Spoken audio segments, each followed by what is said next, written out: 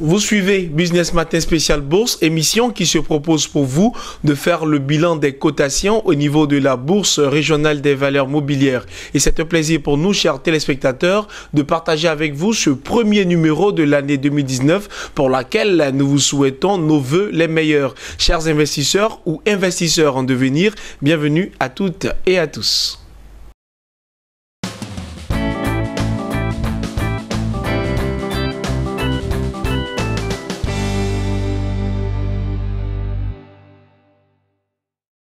Retour sur ce plateau de Business Matin Spécial Bourse pour partager avec vous, chers investisseurs, le point hebdomadaire des marchés financiers et vous faire part également de comment investir en bourse, histoire de mieux démarrer l'année 2019. Et pour parler de cela justement, je suis en compagnie de Lodamas, notre consultant maison. Il est spécialiste des marchés financiers. Bienvenue Lodamas. Merci Daniel. Alors avant de rentrer dans le vif du sujet, ça sera quoi vos vœux à l'intention de nos téléspectateurs? D'accord, donc parlant de vœux, nous souhaitons beaucoup de santé. D'accord. Beaucoup de santé à tous les téléspectateurs.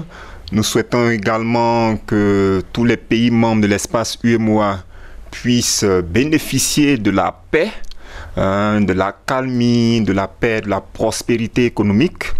Donc nous souhaitons également que les téléspectateurs puissent avoir le bonheur au niveau de leurs familles respectives. Et le dernier vœu que nous souhaitons, étant acteurs au niveau des marchés financiers, nous souhaitons donc que tous les investisseurs puissent vraiment rentabiliser leurs investissements au niveau des marchés financiers. Donc nous leur souhaitons un plein succès dans tous leurs investissements sur les marchés financiers. Alors, il a dit Lodamas, tout le mal que nous vous souhaitons, c'est de bénéficier largement de tous vos investissements en 2019. À présent, nous rentrons dans le vif du sujet. C'est quoi les performances des indices principaux de la semaine allant du 31 décembre 2018 au 4 janvier 2019? Alors, s'agissant des indices principaux, on note que le BRVM10 est passé de 161,42 à 158,76 points, soit une baisse hebdomadaire de 1,65%. Le BRVM Composite a clôturé à 174,45 points, soit une chute hebdomadaire de 1,51%. Lodamas, qu'est-ce qu'on retient des indices sectoriels? Bien, en ce qui concerne les indices sectoriels, on retiendra que le BRVM Industrie a progressé de 3,20%, le BRVM Service Public a baissé de 1,20%, le BRVM Finance a trébuché de 2,92%, le BRVM Transport est resté stable à 486,46 points, le BRVM Agriculture a augmenté sa valeur de 0,55%, le BRVM Distribution a fait preuve d'un repli hebdomadaire de 1,03% et le BRVM Haute Secteur s'est maintenu à 209,76 points. Cap à présent sur les plus fortes variations de la semaine, qu'est-ce qu'on retient des 4 plus fortes hausses de la semaine?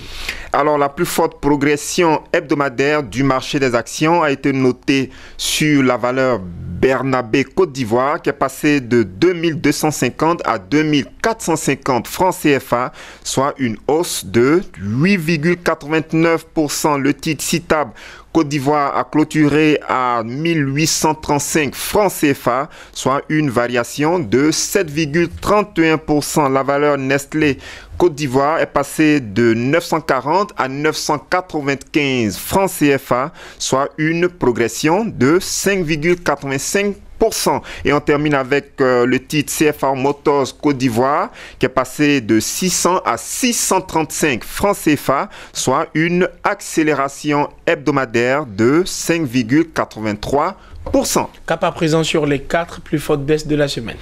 Alors, la plus importante chute a été enregistrée au niveau de la valeur BOA Mali qui a clôturé à 2350 francs CFA, soit une chute hebdomadaire de 10,65%. Le titre BOA Sénégal est passé de 2030 à 1850 francs CFA, soit un repli de 8,87%. On poursuit avec la valeur BEA Burkina Faso qui a terminé son parcours en brandissant une cotation de 4 995 francs CFA, soit une baisse de 7,33%. Et la valeur CIB Côte d'Ivoire est passée de 2740 à 2550 francs CFA, soit une régression hebdomadaire de 6,93%.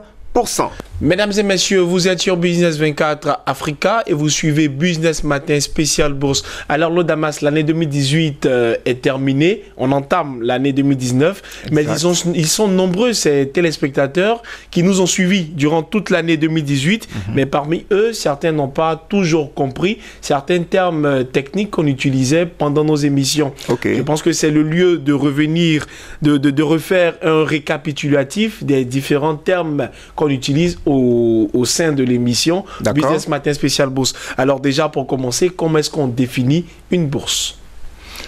Comment définir la bourse? D'accord. Pour faire vraiment très simple, on retiendra par exemple que la bourse est un marché. La bourse est un marché sur lequel s'échangent des titres, notamment au niveau de la bourse de l'espace UEMOA, par exemple. Les titres qui s'y échangent, on a par exemple les actions et les obligations. Donc la bourse est un marché qui permet à des acheteurs et à des vendeurs de titres de pouvoir se rencontrer et d'effectuer certaines transactions. Alors, on a beaucoup parlé, vous avez parlé d'actions et d'obligations, mais le constat qui a été fait, c'est que lors de toutes nos émissions, c'est plus les actions qui ont été mises en évidence. Comment on définit une action, justement? Alors, une action est un titre de propriété. Nous allons donner un exemple vraiment clair pour permettre à tout le monde de comprendre ce que c'est qu'une action. Alors, on suppose que vous et moi, nous voulons créer une entreprise lambda, par exemple, une société lambda. Pour créer cette société, nous avons besoin de mobiliser 1 million de francs CFA, par exemple. Nous avons besoin de mobiliser 1 million de francs CFA, mais nous n'avons pas, vous et moi, nous n'avons pas les fonds suffisants. Ça dit qu'on a de l'argent, mais on n'a pas encore atteint les 1 million de francs CFA. On va dire par exemple qu'on a 200 000 francs CFA. Voilà, donc on va solliciter d'autres investisseurs, et on va ensemble mobiliser les 1 million de francs CFA pour pouvoir démarrer les activités de notre société. Vous comprenez? Et on dira par exemple qu'on va rencontrer, on va mobiliser autour de 100 personnes, y compris vous et moi, 100 personnes, et chacun, par exemple, va apporter un montant de 10 000 francs CFA. Donc, 10 000 francs CFA multiplié par 100 personnes, ça fait 1 million ça va nous permettre donc de mobiliser les 1 million de francs CFA. Les 1 million de francs CFA dont on a besoin pour démarrer les activités de l'entreprise, ces 1 million-là, c'est ce que les financiers appellent le capital de l'entreprise. Donc, dans le cas d'espèce, notre société aura un capital d'1 million de francs CFA. Et les 100 personnes qui vont apporter leur contribution pour constituer les 1 million de francs CFA, ces 100 personnes-là sont appelées les actionnaires. Les 100 personnes sont donc les actionnaires. Et les 10 000 francs que chaque personne va mettre sur la place pour constituer le capital, les 10 000 francs constituent la valeur nominale d'une fraction du capital qu'on appelle l'action. Donc, quand vous payez, parlant des 100 personnes, quand chacun vient payer 10 000 francs CFA, cela lui donne droit à une fraction du capital, à une fraction des 1 million de francs CFA. Donc la fraction, la partie, la fraction des 1 million de francs CFA, c'est ce qu'on appelle l'action.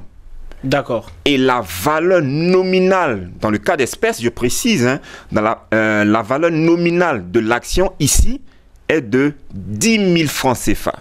Alors, donc, en résumé, continuez. En résumé, Pour revenir à notre cas, nous avons mobilisé 1 million de francs CFA à travers 100 personnes et chaque personne a j'ai envie de dire, injecté 10 000 francs CFA. Ok, donc quand vous faites 10 000 francs multipliés par les 100 personnes, ça nous donne 1 million de francs CFA.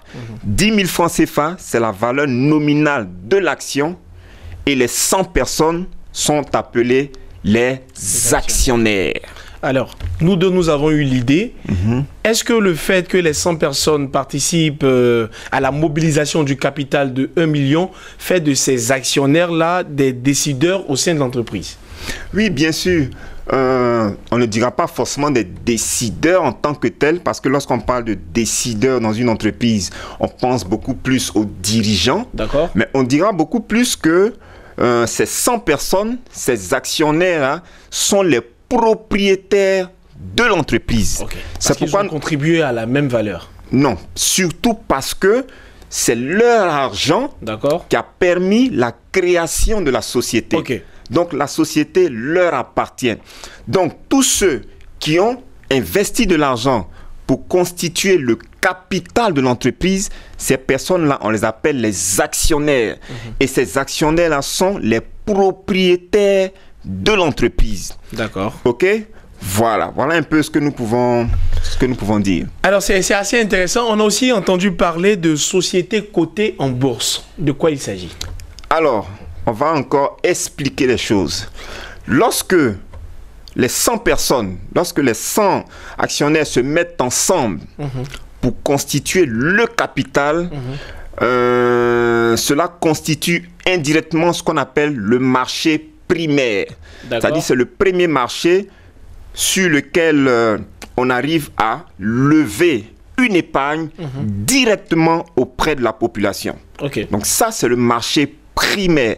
Retenez bien ce terme. Le marché primaire. OK? Alors, notre entreprise a été constituée. Elle a exercé ses activités pendant une certaine période. Et peut-être, je dis n'importe quoi, 3 ans après, il y a certains actionnaires qui souhaitent se retirer du capital de cette entreprise. D'accord. Qui souhaitent stopper ce business, retirer leurs fonds et aller investir dans d'autres secteurs d'activité, dans d'autres business. OK? Donc, on a des personnes qui veulent sortir du capital et on a d'autres personnes qui sont intéressées par l'activité de l'entreprise et qui souhaitent intégrer le capital. D'accord. Vous comprenez? Donc, il va falloir créer un nouveau marché qui permettra à ces actionnaires-là qui veulent partir de céder leurs titres à d'autres actionnaires, à d'autres investisseurs qui veulent par contre intégrer le capital de l'entreprise. Vous comprenez? Donc, ce second marché, ce marché de l'occasion, ce marché de la seconde chance, ce marché secondaire est ce qu'on appelle la bourse des valeurs. La bourse des valeurs. OK? D'accord. Donc, c'est au niveau de la bourse des valeurs que des investisseurs qui sont intéressés par l'activité de l'entreprise qui a été créée il y a de cela 3 ans. Donc, ces investisseurs-là ont l'opportunité d'intégrer le capital de cette société alors qu'ils n'étaient pas là à la création, à la constitution de l'entreprise. Et ceux qui étaient là à la constitution ont la possibilité de sortir du capital de l'entreprise et de céder leur titre-là donc aux nouveaux investisseurs. Et c'est clair qu'ils ne cèdent pas leur titre au même prix d'achat il y a 3 ans derrière. Non, pas forcément. Ils peuvent les céder au même titre, ils peuvent ne pas les céder au même titre. D'accord. OK? Mais ce sur quoi nous voulons surtout insister, c'est que pour qu'une entreprise puisse effectuer ce genre de transactions, il faut qu'elle se retrouve justement inscrite sur un tel marché. D'accord. Et le marché de la bourse. Le marché de la bourse. Et le marché de la bourse est régulé. D'accord. Le marché de la bourse est contrôlé. Le marché de la bourse est très organisé. Et le fait qu'une entreprise se retrouve inscrite à la bourse, on parle alors d'entreprise cotée à la bourse. D'accord. Okay? Lorsqu'une entreprise est inscrite à la bourse, on dit en langage technique que cette société est cotée à la bourse. L'entreprise est inscrite à la bourse. Elle est inscrite à la bourse. L'entreprise peut ainsi permettre à des investisseurs d'intégrer son capital et elle peut également permettre à d'autres investisseurs de quitter son capital. Donc, il y a une partie du capital de cette société qui est exposée au niveau du marché secondaire, qui est donc exposé au niveau de la bourse. Et quand vous prenez par exemple le capital de l'entreprise, les 1 million de francs CFA, les nouveaux investisseurs n'ont pas accès à la totalité du capital. Ils ont accès à une partie du capital. Et cette partie du capital, c'est ce qu'on appelle le flottant. D'accord. Et au niveau de la BRVM, par exemple, les textes encouragent les entreprises cotées à exposer autour de 20% de leur capital au niveau de la bourse.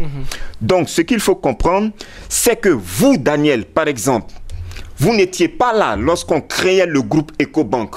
Vous n'étiez pas là lorsqu'on créait la société Sonatel du Sénégal. Vous n'étiez pas là aussi lorsqu'on créait la CIE de la Côte d'Ivoire. Mais aujourd'hui, grâce à la BRVM, vous avez la possibilité de faire partie des actionnaires de la CIE, de faire partie des actionnaires du groupe Ecobank, de faire donc partie des actionnaires de la société Sonatel. Comment? En investissant simplement au niveau de la BRVM. Donc, Daniel, voici un peu ce que nous pouvons dire de façon simplifiée pour répondre à votre question. Alors, Lodamas, nous sommes en 2019. Nombreuses sont les populations africaines appartenant à la zone UEMOA qui ont véritablement envie de gagner de l'argent. Alors, on a investi en bourse. On a tout à l'heure entendu parler de sociétés cotées. Après investissement, c'est quoi les étapes pour gagner de l'argent? Alors, on va faire l'effort d'être vraiment pédagogue pour permettre à tout le monde de comprendre certains termes qui paraissent techniques pour beaucoup de personnes. Alors, il y a deux façons essentielles de gagner de l'argent au niveau de la bourse. Quand on investit en bourse, il y a deux façons. Lesquelles? Alors, les deux façons de rentabiliser ces investissements au niveau de la bourse. La première, il s'agit de ce qu'on appelle la spéculation. Donc, bien, chers investisseurs, la spéculation. Alors, qu'est-ce que c'est la spéculation concrètement? La spéculation consiste à acheter un titre, par exemple. Vous achetez le titre, vous le conservez sur une courte période. D'accord. Ok, donc vous le conservez sur le court terme et vous le revendez après, de sorte, vous le revendez un peu plus cher comparativement au prix auquel vous l'avez acheté. Donc vous le revendez un peu plus cher, de sorte à réaliser un gain, de sorte à dégager une certaine marge. Et cette marge bénéficiaire, on l'appelle en finance la plus-value. D'accord. Donc, la spéculation consiste à acheter un titre, à le conserver sur une courte période et à le revendre un peu plus cher pour dégager une plus-value. D'accord. Pourquoi le choix de la courte période? Justement, quand on parle de courte période, il s'agit par exemple une période qui peut être relative à, par exemple, une semaine, 2 semaines, 1 mois, 2 mois, 3 mois. Et les spéculateurs sont vraiment concentrés sur le court terme.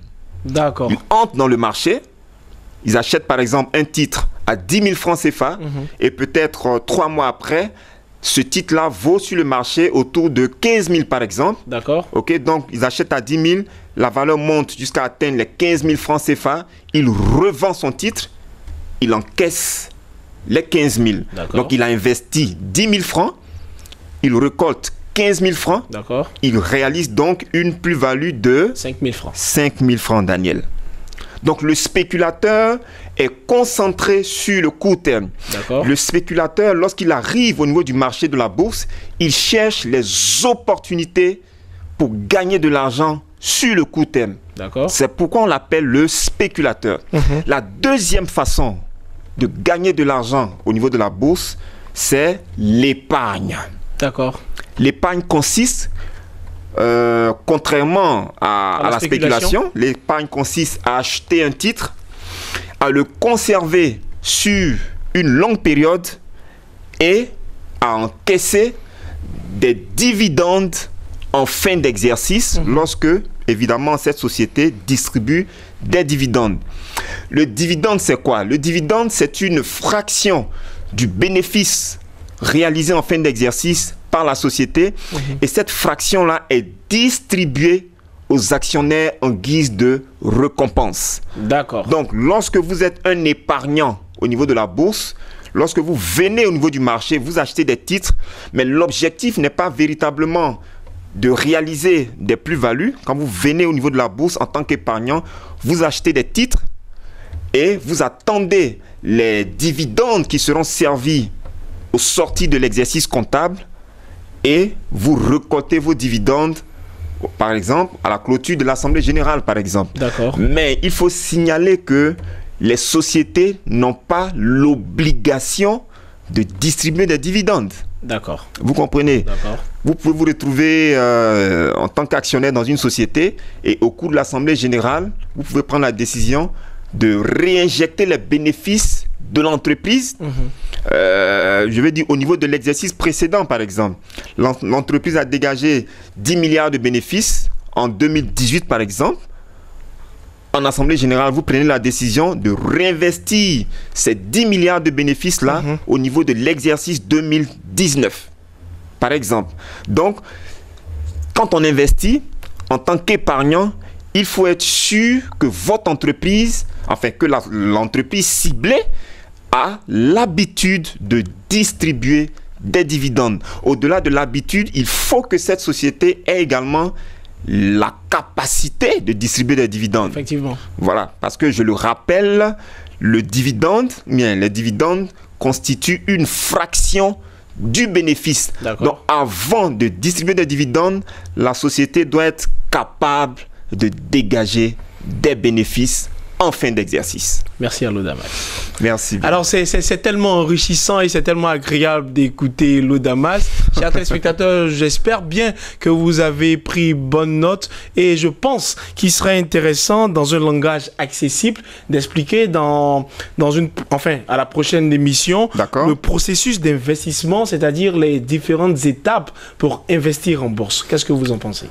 Oui, nous serons très honorés de nous livrer à cet exercice. D'accord. Parce qu'en fait, ce qui est important, c'est de permettre aux téléspectateurs de comprendre de quoi il s'agit. Il ne suffit pas de venir et d'employer un langage très technique.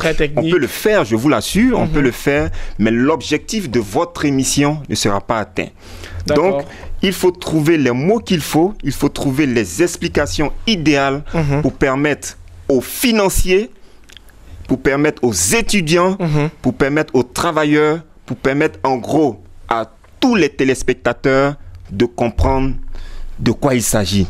Ce n'est pas facile, mais nous espérons que ces explications ont fait du bien à beaucoup de personnes. Nous espérons que ces explications ont permis à tout le monde de mieux comprendre les questions de la bourse qui paraissent jusque-là techniques pour beaucoup de personnes.